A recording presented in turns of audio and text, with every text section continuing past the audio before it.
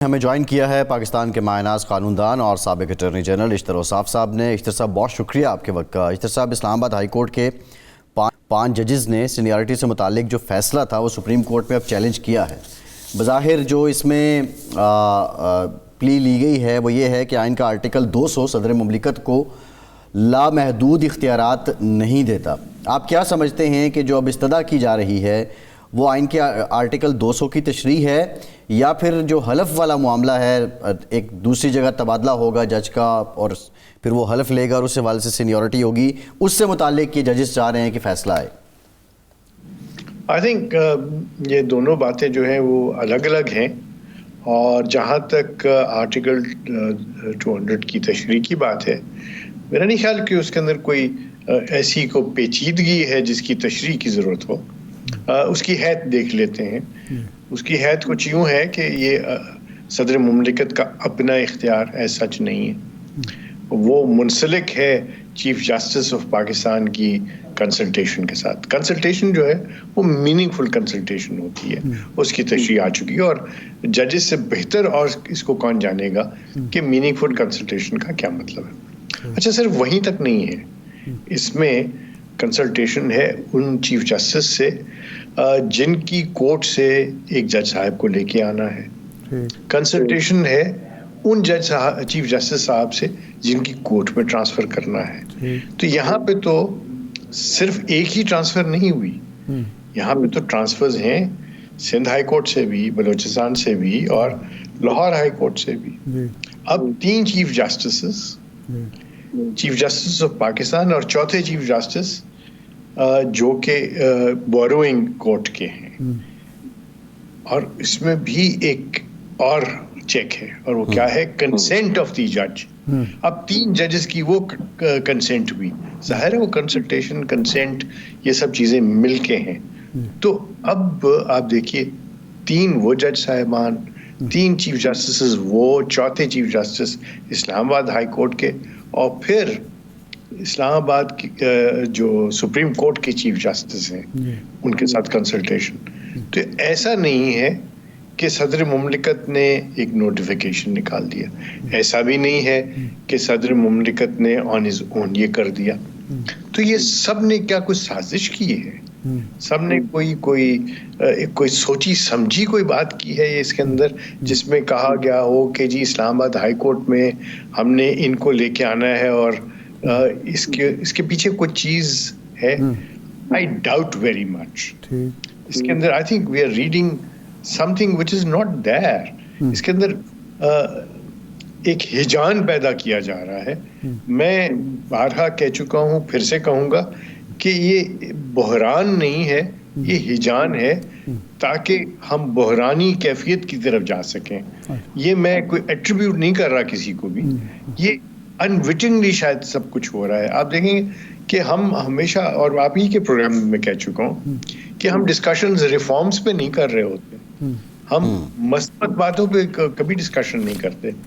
ہم نے کبھی ڈسکشن آپس میں نہیں کی کہ CRPC TPC میں کیا چیزیں چینج کی جائیں، آربٹریشن ایکٹ جو ہے وہ نیا لایا جائے تاکہ آلٹرنیٹ ڈسپیوٹ ریزولوشن کی بات ہو سکے۔ ہم نے انوائرمنٹ کے اوپر کبھی کوئی بات نہیں کی کہ اس میں لا اور کورٹس کا کیا ہو سکتا ہے، ہم صرف یہی ڈسکشنز کرتے ہیں۔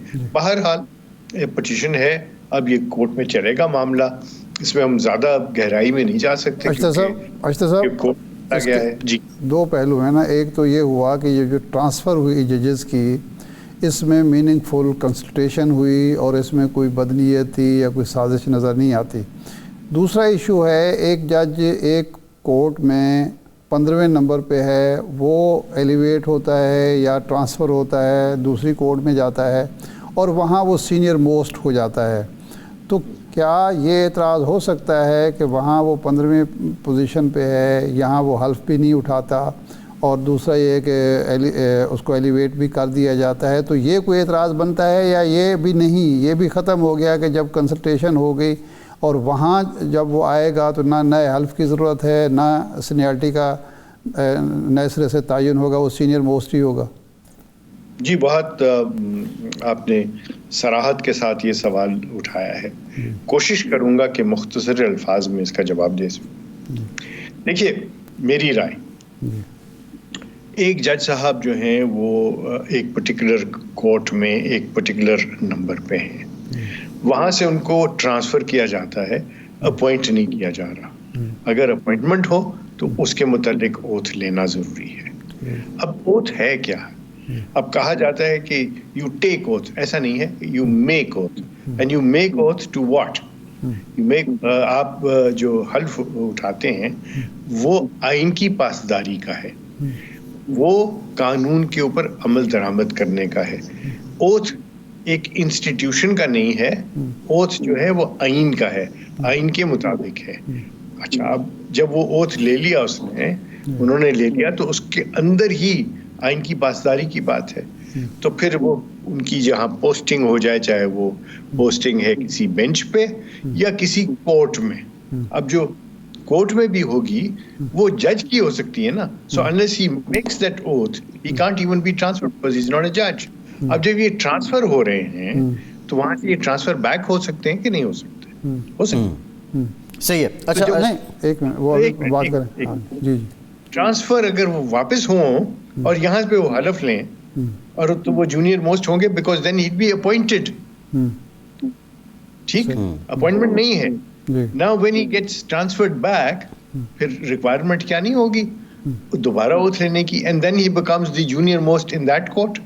یہ لاجیکل نہیں ہے. صحیح ہے, ٹھیک ہے. اچھا, لیکن ایک جج جو کسی بھی ہائی کورٹ سے سپریم کورٹ میں جاتا ہے وہ حلف تو آئین کی پاسداری کا اٹھا چکا ہے, پاکستان کی سلامتی خود مختاری کا اٹھا چکا ہے, اس نے کسی کورٹ کا حلف نہیں اٹھایا, وہاں جا کے سپریم کورٹ میں دوبارہ کیوں حلف اٹھانا پڑتا ہے؟ جی میں عرض کرتا ہوں.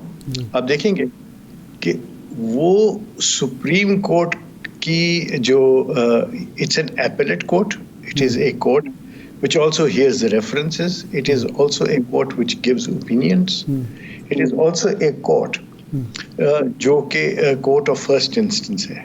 یہ الگ کورٹ ہے, ٹھیک ہے, یہ الگ کورٹ ہے, اس لیے وہاں پہ ان کو اوتھ لینا ہوتا ہے. ٹھیک نہیں, سپریم کورٹ الگ کورٹ ہے, لاہور ہائی کورٹ اور اسلام آباد ہائی کورٹ ایک ہی چیز ہیں. جی وہ کورٹس ہیں آف ایکولنس, تبھی وہاں ٹرانسفر ہوتی ہے. You can't transfer a high court جج ٹو دی سپریم کورٹ. صحیح ہے, بالکل ٹھیک. یو کین اپوائنٹ ہم دیر. ٹھیک. اچھا, ایک اور چھوٹی سی بات کر دوں. دیکھیے, سینٹ کے چیئرمین جو ہیں وہ جب پریزیڈنٹ بن جاتے ہیں, پریزیڈنٹ کی ایبسنس میں, تو کیا وہ اوتھ لیتے ہیں؟ نہیں, وہ تو نہیں سر, اس میں تو جب نہیں سر, نہیں, ایک منٹ, اس حلف میں یہ لکھا ہوا ہے, جب وہ سینٹ کے چیئرمین کا حلف اٹھاتا ہے تو اس میں لکھا ہوا ہے کہ جب میں بطور صدر پاکستان فرائض انجام دوں گا, یہ تو اس حلف میں مینشن کیا گیا ہے. رائٹ. اب آپ اپنا ہائی کورٹ کے ججز کا حلف دیکھ لیں, وہاں پہ لکھا ہوا ہے ہائی کورٹ کے فلاں ہائی کورٹ کے جج کے طور پہ میں حلف لیتا ہوں, اور آگے لکھا ہوا ہے آف پروونسز. یہ سب کنوینئنٹلی بھول جاتے ہیں. جی جی, صحیح. ٹھیک ہے. نہیں تو اسلام آباد تو پروونس نہیں ہے نا, اسلام آباد جو ہے وہ تو پروونس نہیں ہے. ہائی کورٹ تو ہے نا. جی ٹھیک ہے نا, ایک یونٹ تو ہے میرا خیال, شاید اس کو یونٹس کر دیں پروونسز کو اشتر صاحب, یہ زیادہ بہتر ہے. جی دیکھیے, میں آپ کو عرض کروں, آئین پھر سے میں کہوں گا کہ آئین جو ہے وہ ایک پرٹیکولر کورٹ کی جورسڈکشن کے لیے نہیں ہے. اب اسی 200 میں دیکھیں کہ 200 میں یہ بھی لکھا ہوا ہے کہ ان کو کوئی اور عہدہ بھی دیا جا سکتا ہے.